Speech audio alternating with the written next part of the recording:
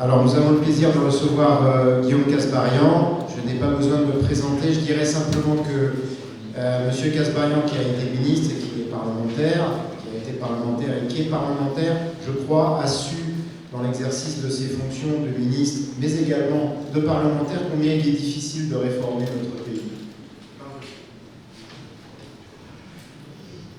Bonjour à toutes et à tous, merci de votre accueil et merci de votre invitation. Je suis ravi d'être avec vous, ravi d'avoir pu assister aussi au débat préliminaire, pas seulement pour le plaisir d'écouter Alain, mais aussi pour écouter la très bonne qualité de la vidéo qu'on vient d'avoir à l'instant.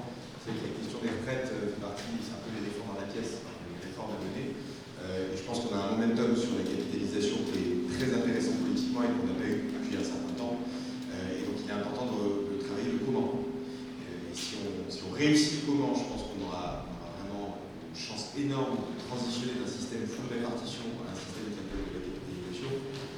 Et à l'inverse, si on se plante sur la méthodologie et si politiquement on a du mal à la porter, je pense que ça enterrera définitivement le sujet, ce qui serait vraiment dommage. Donc merci à tous les experts qui sont présents et à ce débat qui est très important sur la réforme des retraites. Et je soutiens bien évidemment totalement le passage à un système par capitalisation, si tant est qu'on arrive à travailler le comment et la méthode. Je ne suis pas venu pour vous parler du logement, même si j'ai été ministre du logement pendant 7 mois. Je suis venu pour vous parler de la réforme de la fonction publique et de l'État. Et avant toute chose, vous dire, réformer pour réformer, ça a peu d'intérêt. Premier sujet, à mon sens, de la réflexion, c'est pourquoi est-ce qu'on veut faire la réforme de l'État et de la fonction publique.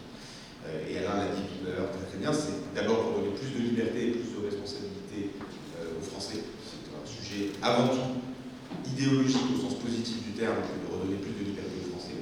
C'est pour améliorer aussi la satisfaction des usagers. Vous savez qu'aujourd'hui, la satisfaction est limitée selon un certain nombre de services publics. C'est aussi pour améliorer la motivation, l'engagement des agents publics, parce que je suis convaincu que la réforme de l'État doit pouvoir embarquer largement les 5 millions de fonctionnaires et améliorer le fonctionnement et l'engagement de chacun d'entre eux.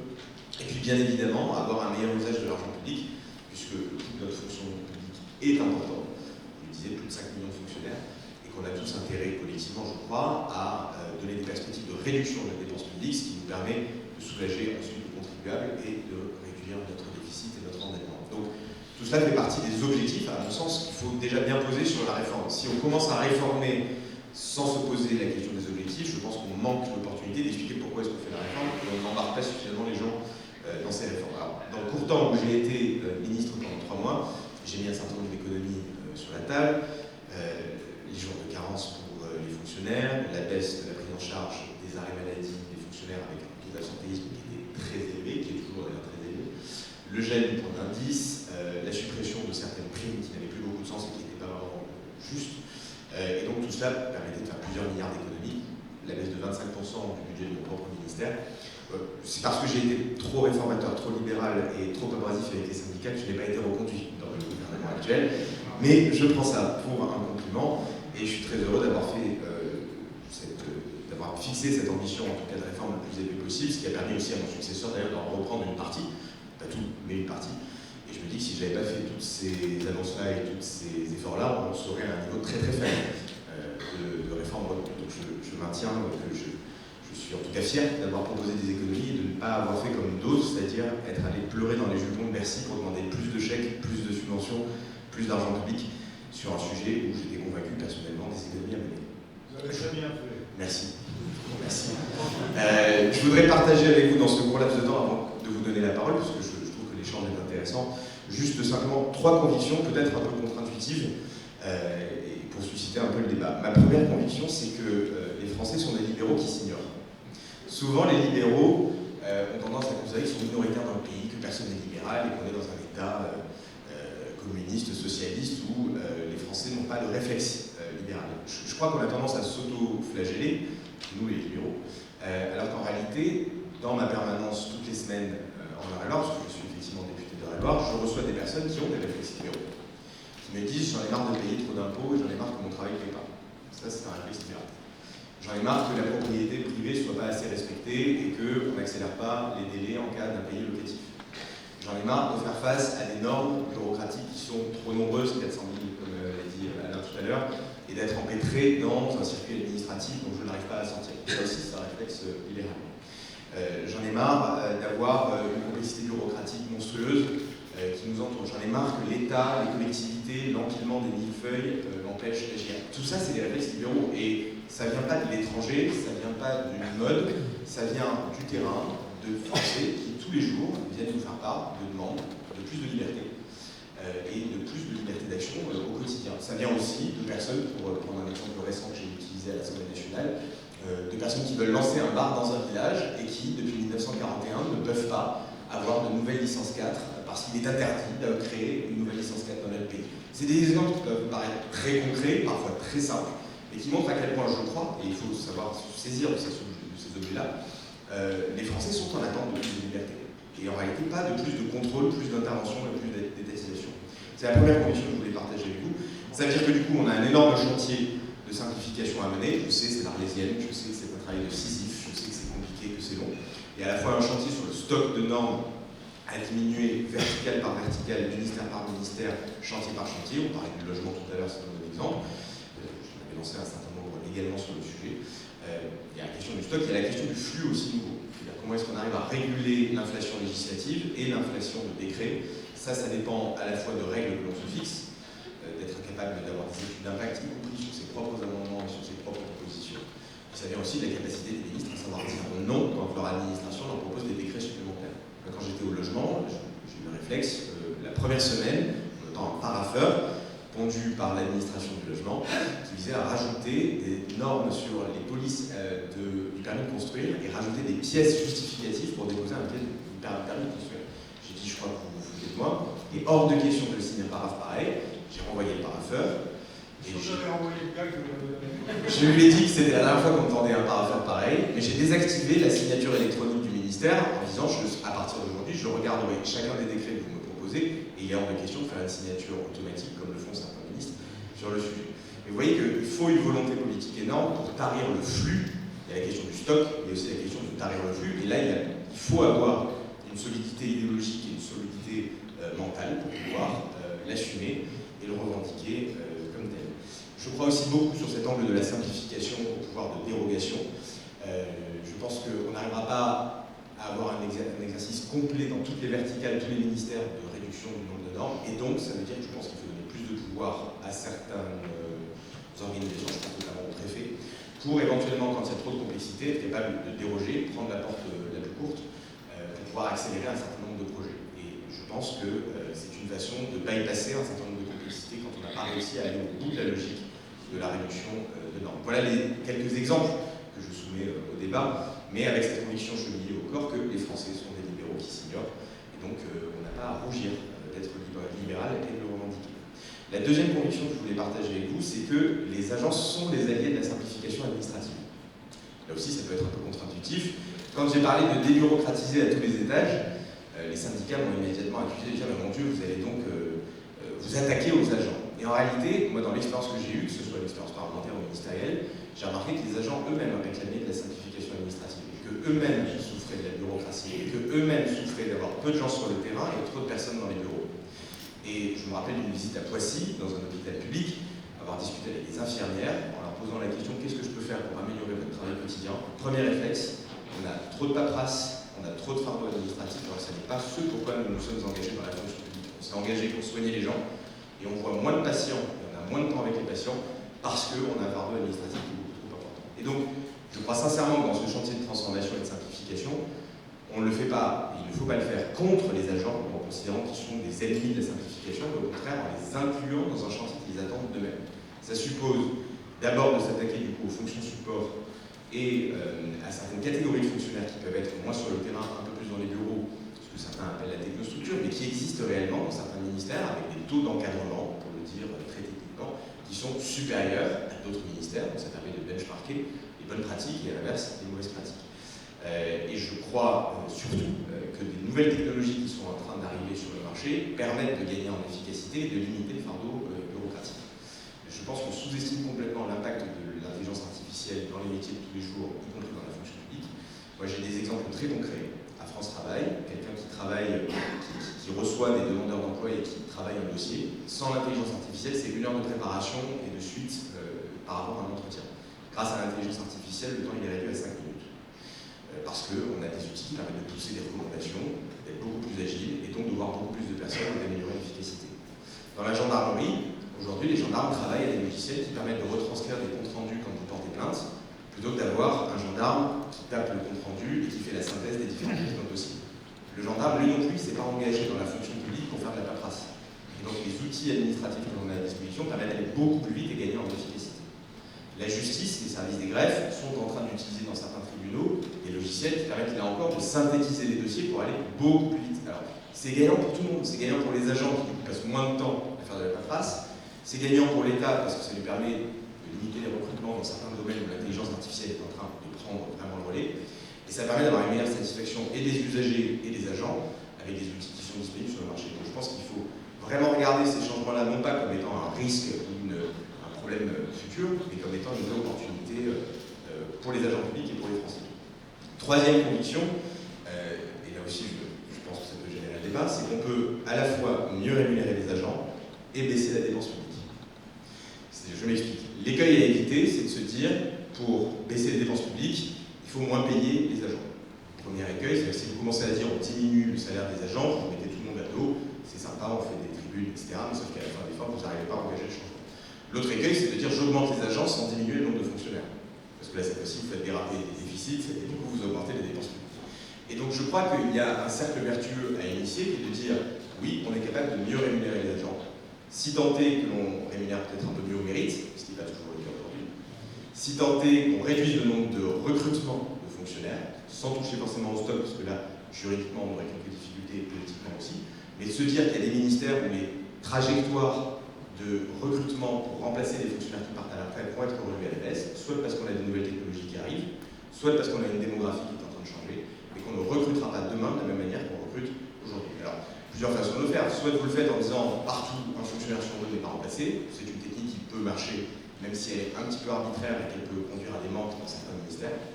Et puis vous avez d'autres techniques qui visent à responsabiliser chacun des ministères en leur disant tu vas me faire une gestion prévisionnelle des emplois et des compétences baissière, pas haussière, baissière, en m'expliquant en quoi les nouvelles technologies et la démographie dans ton ministère va nous permettre de faire des économies. Et ensuite vous utilisez ces économies pour répartir le gain. Une partie du gain issu de ce travail-là va dans les caisses de l'État et donc du contribuable parce que ça vous permet de faire des économies. Une autre partie va aller dans une hausse de la rémunération des agents publics, mais si tant est qu'il y ait bien une baisse de recrutement dans la fonction publique, ministère par ministère, de façon choisie. Voilà un peu le sens de ce que j'avais commencé à initier. J'espère que ce travail-là sera continué d'une manière ou d'une autre.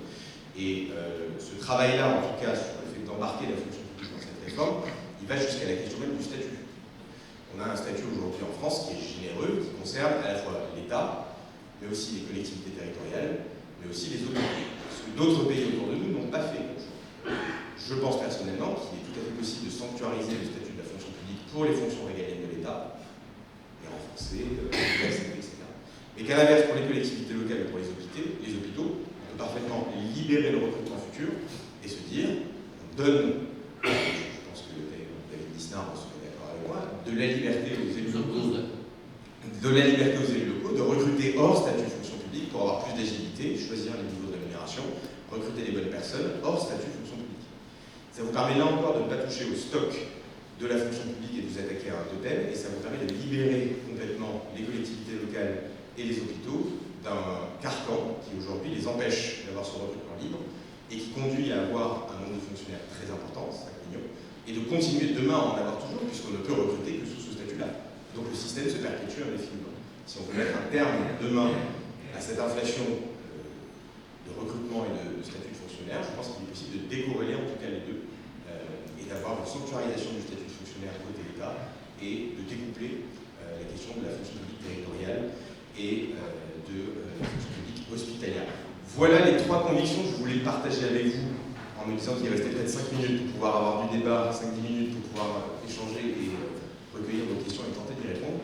Mais je voulais à nouveau vous remercier pour votre accueil, vous féliciter pour la qualité de vos interventions et vous dire ma disponibilité à travailler ensemble à une meilleure réforme de l'État et de notre pays.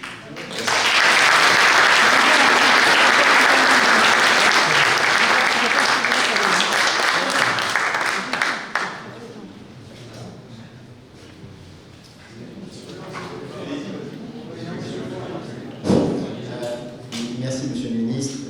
Peut-être je vais donner la parole à Jean-Philippe qui vous pose peut-être une question sur le statut de la fonction publique, d'approfondir ce point. Ou sinon je le fais. Il me prend en traître. Mais non, parce qu'en fait, je crois qu'on est d'accord. C'est-à-dire qu'il ne peut pas y avoir de réforme dans le long terme sans réformer le statut de la fonction publique. Vous le prenez en réaliste, c'est-à-dire en disant, prenons la clause de grand-père en quelque sorte. Hein. C'est-à-dire commençons, et puis on sait qu'il faudra attendre 44 ans pour que le dernier fonctionnaire parte à la retraite avec le statut de la fonction publique. Mais, raison de plus de commencer vite. Voilà. Mais donc on est d'accord là-dessus. Et merci, alors j'en profite pour... Je crois qu'au fond, il faut vraiment qu'on vous le dise. On a plaisir à vous avoir avec nous ce soir parce que, comme Alain tout à l'heure, vous avez marqué un courage formidable. Vous avez eu le courage de dire, tant pis pour ma carrière, parce que c'est ce qu'il faut faire, je le ferai. Merci à vous.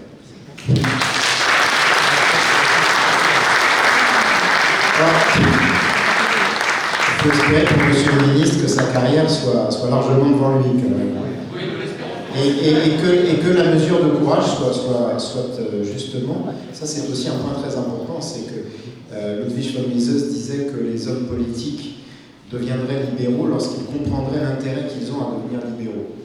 Donc le fait de témoigner du courage, c'est peut-être aussi, c'est une marque de conviction, mais c'est peut-être aussi un excellent calcul, ce qui changerait de la plupart de nos hommes politiques précédemment. Je pense qu'il y a énormément de questions. Merci beaucoup. Mesdames, d'abord, on reste quand même en France. Alors, vous êtes gentils pour poser des questions. Bref. Monsieur le ministre, je vous ai entendu à Saint-Raphaël lorsque vous étiez ministre. Je vous donne raison à 300%, bien sûr. Mais vous avez vu aussitôt comment vous avez déclenché, avec les mesures que vous venez de décrire, lire des syndicats, c'est-à-dire la FSU, la CGT, Sud, etc., qui se sont mobilisés contre vous immédiatement, dès le premier détail, on pourrait dire, par rapport à ce que vous voulez faire. Donc, comment contourner, c'est un peu, vous avez raison, ce que David Lisnard explique en ce moment, comment éviter le clash, c'est-à-dire comment éviter le pas de vague qui vous a forcé à partir. Puisque, en fait, bien sûr qu'ici, on regrette votre départ. Et on avait parlé de l'éducation, puisque vous vous y êtes attaqué. On ne peut pas parler d'autonomie des établissements, de régionalisation de l'éducation et tout ça, sans vraiment se poser des questions concrètement du comment on va le faire. Non mais, enfin, j'ai toujours considéré que ma légitimité, en tout cas politique, elle venait de mes électeurs et du fait que j'étais élu et député. Et il se trouve que je suis très en concordance avec mes électeurs, puisque j'ai été élu à 3 reprises député, et que en tout cas dans les retours terrain que j'ai, c'est que les Français sont d'accord avec moi, tout comme ils sont d'accord avec vous, sur un paquet de chantiers radicaux de réforme. Et donc, le fait qu'il y ait des syndicats qui s'opposent à ce que je propose, pour moi, je ne peux pas dire que ça m'en touche tout sans bouger l'autre, comme dirait Président Chirac, mais c'est que ça n'est pas un critère pour moi de faut-il arrêter ou faut-il continuer.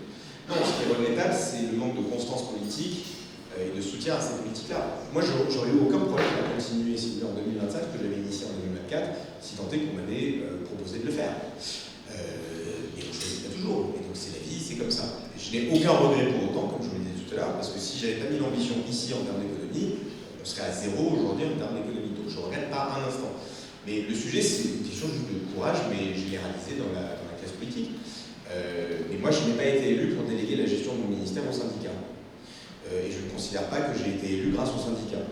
Et je ne considère pas que les syndicats représentent tous mes électeurs, tous mes Français, dans les revendications qu'ils peuvent porter. Et donc, il faut assumer en politique, parfois de clasher. Alors, ça ne veut pas dire qu'on recherche le clash pour rechercher le clash. On l'a vu dans les propos, j'essaie au contraire d'embarquer les agents, d'embarquer la base, d'embarquer les Français dans les réformes.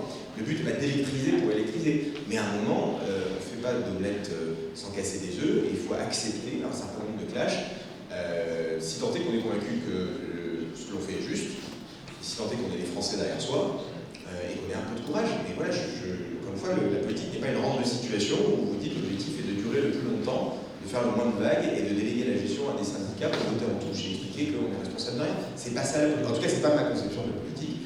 Et si ça conduit à temporairement avoir moins de responsabilité responsabilités, c'est pas grave. Je suis toujours député, je porte toujours des combats à l'Assemblée nationale et j'essaie de pousser les idées libérales le plus loin possible là où je suis. Je suis comme ça.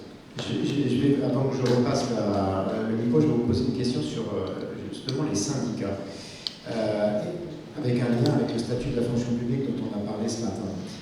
Le statut de la fonction publique, c'est un statut qui prévoyait un certain nombre de choses qui ont été vidées de leur contenu par les syndicats. La rémunération au mérite et les licenciements. Donc ça serait peut-être bien aussi de faire en sorte qu'on puisse, si on doit appliquer toujours le statut de la fonction publique, qu'on l'applique totalement et pas ce qui plaît à certains. Et ce que je voulais vous poser comme question, c'est ceci.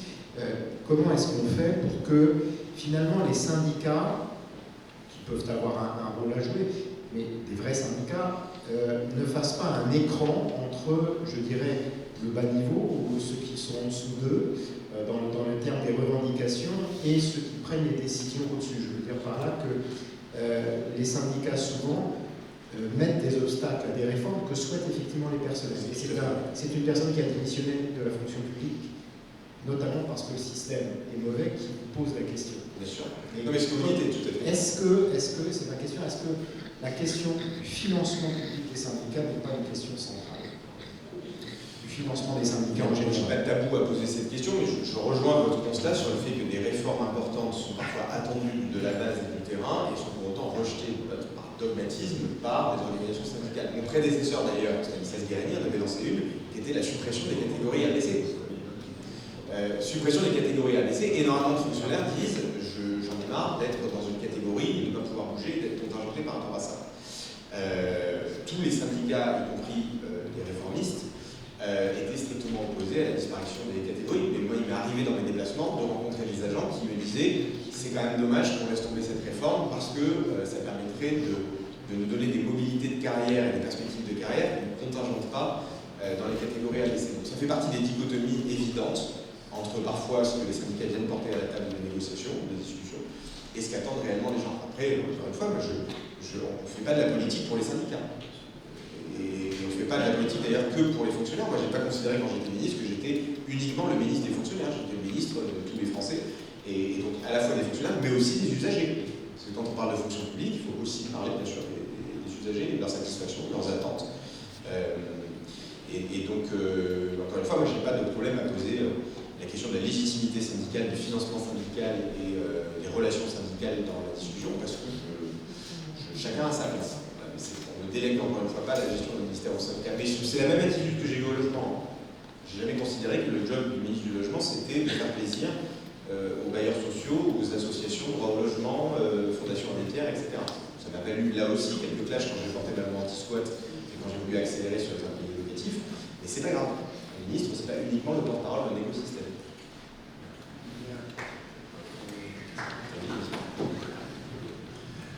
J'adore votre positivité et peut-être même votre optimisme. Je vais prendre, et ce serait, il faut pour pouvoir agir, mais je vais prendre quand même le contre-exemple, qui est quand même dramatique, c'est la réforme des retraites. La réforme des retraites, 70 à 80% des Français sont contre, c'est-à-dire effectivement, ils ne regardent que leur propre intérêt et pas l'intérêt collectif, et dans lequel les partis politiques qui représentent quelque chose qui est presque une majorité, et effectivement les plus réactionnaires, aussi bien du côté de LFI que du côté du Rassemblement national, sont contre. Donc là, on a un gros blocage. Pas seulement pour la retraite, mais un gros blocage symbolique. Après, l'opinion publique, elle évolue sur ce type de réforme aussi. Je pense qu'il y a quelques années, vous n'auriez pas entendu beaucoup de députés, de ministres ou de représentants politiques vous dire que la capitalisation est une belle opportunité. Si quelqu'un aurait dit ça il y a 5 ans ou même 10 ans, il se faisait trucider par tout le monde.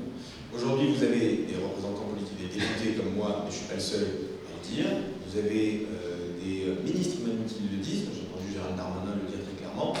Vous avez des présidents de formation politique, David Lisnard, qui l'évoquent très clairement. Et c'est pour ça que je pense que, même si j'entends votre point sur le fait qu'on peut avoir des réformes qui se heurtent à une opinion publique qui soit ne la comprend pas, soit n'en veut pas, soit parce que la réforme est mauvaise aussi, il faut prendre aussi sa part de responsabilité, il peut y avoir des explications qui sont mauvaises, il peut y avoir des mesures qui sont perfectibles, et donc c'est pas montage n'a pas été bon et que la réforme en elle-même n'était pas assez complète. Donc il faut savoir aussi faire son autocritique.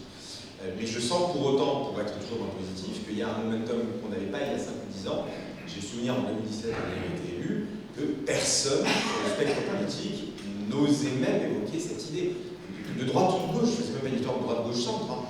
Je veux dire, on nous expliquait que le modèle par répartition était déjà un modèle, que c'était la prunelle de nos yeux, qu'il fallait la préserver coûte que coûte, et qu'il fallait surtout, coûte que coûte, rester à 100% de répartition. C'était quand même le consensus politique global qu'on écoutait de tout le monde. Aujourd'hui, c'est plus le cas. Donc, voilà, sachons aussi nous réjouir de cette évolution, mais grâce à vous tous. Quand des experts le disent, quand des éditorialistes le disent, quand des personnalités politiques osent le dire, et ça contribue à secouer un petit peu les convictions, il faut s'en réjouir. Dernière question, rapide. Oui, moi, Monsieur le Ministre, je serais un peu plus offensif que donc, Monsieur Nelson tout à l'heure. Pourquoi on ne s'attaquerait pas au stock? Je veux dire, c'est au stock de fonctionnaires.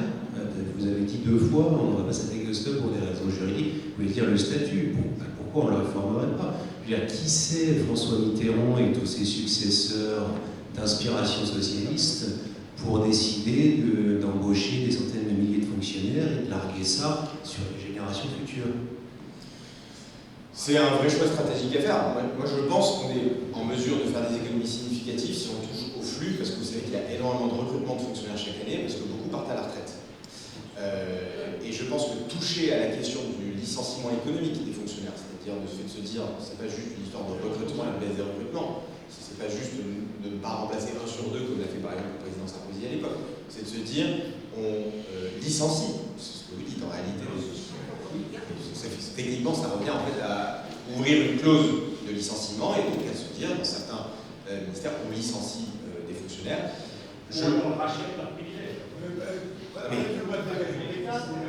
Je dis juste que sur ce sujet-là, c'est pas une histoire de ne pas vouloir, c'est qu'à un moment, il faut, à mon sens, faire en sorte que tout n'explose pas. Et si vous voulez mener des réformes, il y en a certaines qui, à mon sens, peuvent être parfaitement acceptées et soutenues par les équipes en place. Et à mon avis, le fait de ne pas remplacer un certain nombre de fonctionnaires lors du recrutement permet d'embarquer largement, y compris des fonctionnaires existants, et d'éviter d'avoir tout le monde dans la rue. Et après, si vous voulez aller plus loin, c'est toujours possible, mais encore faut-il avoir une majorité et avoir une république qui est très solide sur ses appuis. Est-ce que le fait d'introduire dans la loi le licenciement des fonctionnaires et licencier des fonctionnaires serait quelque chose qui serait soutenu par la population et qui permettrait d'avoir un support politique et une majorité politique forte à l'Assemblée? J'ai quelques doutes. Mais attendez, j'ai quelques doutes sur la capacité à dégager une majorité et avoir un soutien populaire sur le sujet. En revanche, je suis optimiste sur notre capacité à avoir une majorité un jour et un soutien politique des Français sur le fait de dire on ne recrutera plus demain de la même manière qu'aujourd'hui, on ne remplacera pas demain de la même manière qu'aujourd'hui et on aura une tendance baissière et on décorrélera le statut fonction publique d'État du reste de la fonction publique. Et l'un dans l'autre, ça fait des dizaines et des dizaines de milliards d'économies tangibles, en réalité, vu les masses de recrutement qu'on a chaque année dans la fonction publique. Et donc, mais encore une fois, libre à vous sur le sujet. Vous avez raison de challenger pour aller le plus loin possible. Je vous invite à l'Assemblée nationale, comme ça vous challengerez aussi des collègues sur le sujet. Parfois, je me trouve un peu seul. Mais vous avez raison de me challenger sur le sujet. Je dis juste attention à ce qu'on n'arrive pas à une situation où non seulement vous perdez une majorité sur le sujet, mais même un soutien populaire alors que vous avez une volonté réformatrice. Je me permets pour terminer, avant de donner la parole à notre bien-aimé président, de souligner qu'à l'IREF, je vais parler pour l'IREF sous le contrôle de Jean-Philippe Delsol, pour mener à bien les réformes et avoir une suppression d'un certain nombre de postes de fonctionnaires, il ne faut pas s'intéresser, puisqu'on a cité le nom de M. Fillon tout à l'heure, il ne faut pas s'intéresser aux postes de fonctionnaires, parce que vous n'y arriverez jamais, sauf à faire le concours Lépine. Le problème, ce sont les missions de l'État. Il faut définir les missions de l'État, et si l'État doit faire quelque chose, les postes de fonctionnaires restent ou ne restent pas, on peut s'interroger sur le statut de la fonction publique, etc. En revanche, si l'État ne doit pas le faire, logiquement, il ne doit plus y avoir de fonctionnaires. Je me permets juste pour aller un peu plus loin sur la question que vous posiez, il y a deux façons, par contre, qui légitime d'y aller. La première, c'est que vous avez des opérateurs de l'État, des agences. Là, pour le coup, pardon, on a 400 000 personnes qui travaillent aujourd'hui dans 400 agences. Donc,